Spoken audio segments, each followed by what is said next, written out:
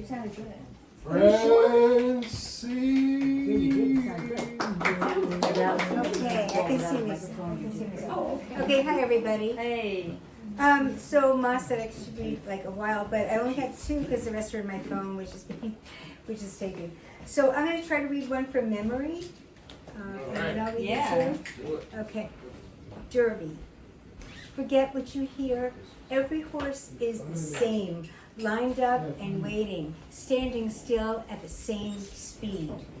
But when the starting gun cracks its cold command across the back of a Kentucky afternoon, there's a hush in the air, and the crowd lifts up and out of their seats and briefly their lives.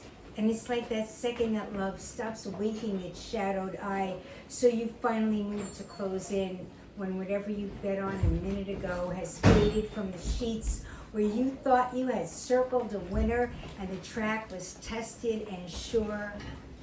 But listen, a favorite is only a good-looking plug who's been beating the odds until now. Just lift up the gate. Just lift up the gate and his ankle could twist like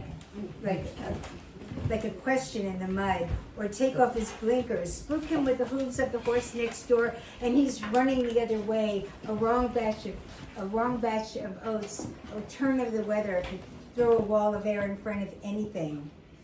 Like a horse whose neck is stretched across a finish line where the sun has shifted left, his own shadow coming in first.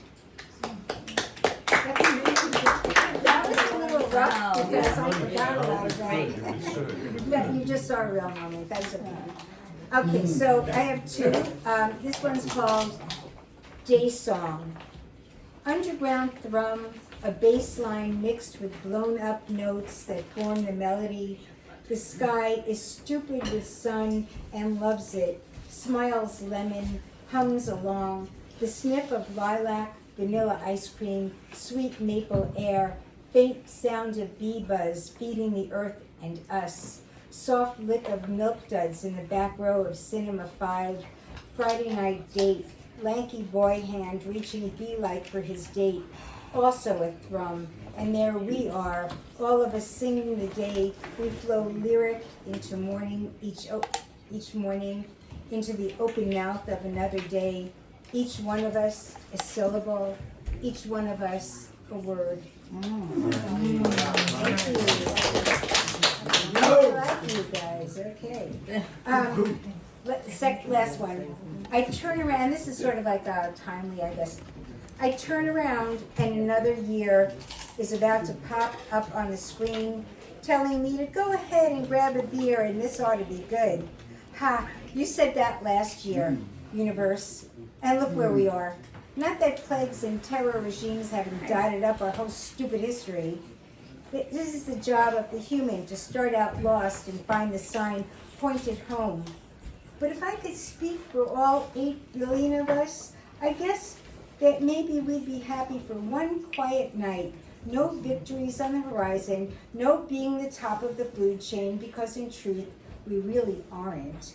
You take a bear, any bear, for example, give him a rifle, a house, a debit card, guarantee that before you turn around, he's got you sprawled out on his cave floor. You are nothing now but trophy, your mouth open wide enough to hold an apple, a gasp, a wish for another good year. Yeah. Thank you. Happy New Year. Ronnie, let's take it away, baby. Ronnie Kolm. Ron Kolm. Happy New Year. I'll see you on January 1. Yeah. Good. What time are you reading? Everyone's reading to you. That's awesome. Thank you so Spain much. by association. Stranded in Spain without any change in his pocket, tailor-made asked Andy Warhol to wire him the $100 he was owed so he could fly back home. Sorry, Andy replied, but you got way more than your money's worth simply by being in my proximity. And then I wanted to read this one because of the potato chips on the table. Hope springs eternal, or the reincarnation of Andy Warhol's soul. There's a slight disturbance among the potato chips in a pink Tupperware bowl sitting on a wooden picnic table at a Baptist prayer meeting in Fort Wayne, Indiana. Now, this particular disturbance is not man-made, nor is it an act of nature. It is, in fact, the reawakening of Andy Warhol's reincarnated soul. What the hell, Andy thinks? A potato chip?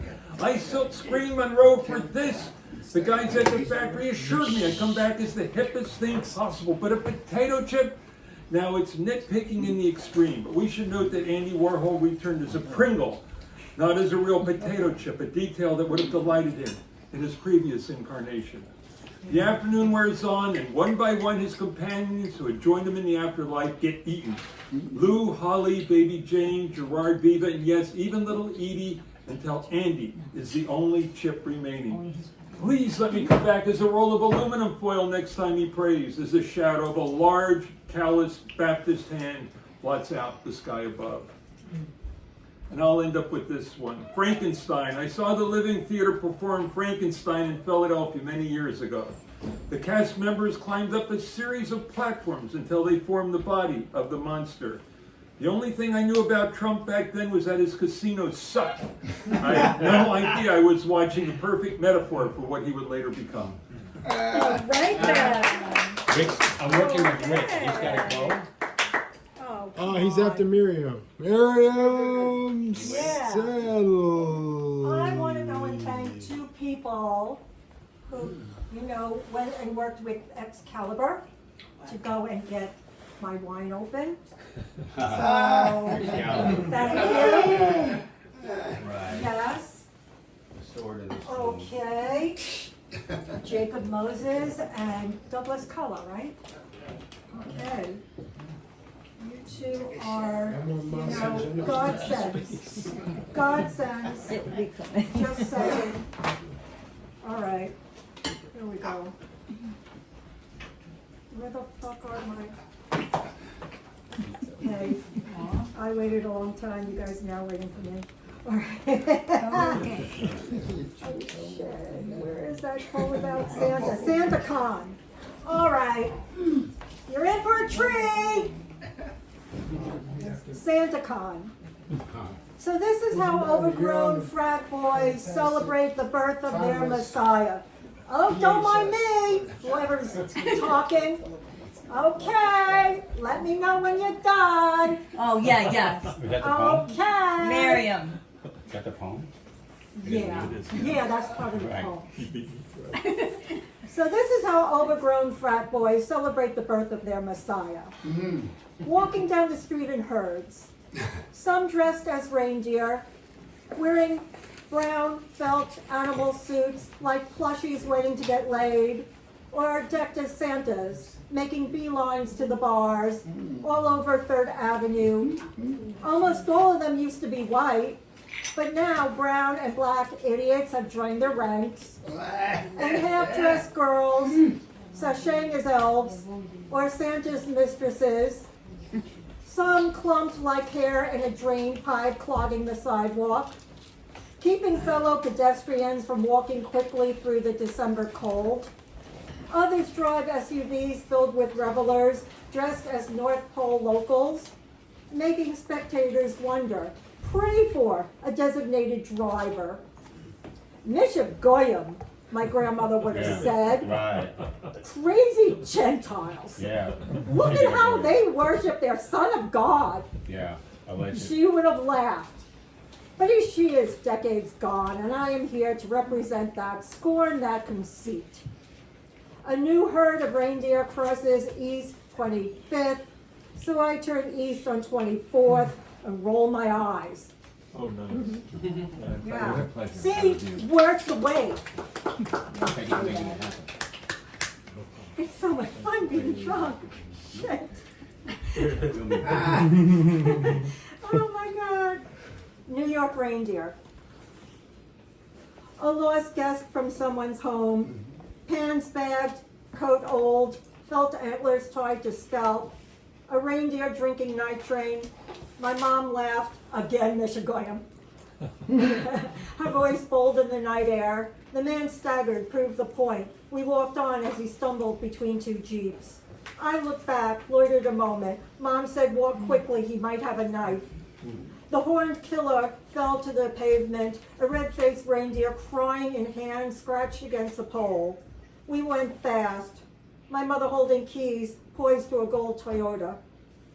Images of Cossacks dance within, fist holding sacks lined with pebbles. Her coat puffed open with the frightened silence. She flung open the Toyota door. I looked back, saw him sleeping, quiet against snow. Nice. All right. And this will be the last one. I decided to do a Hanukkah one. All right.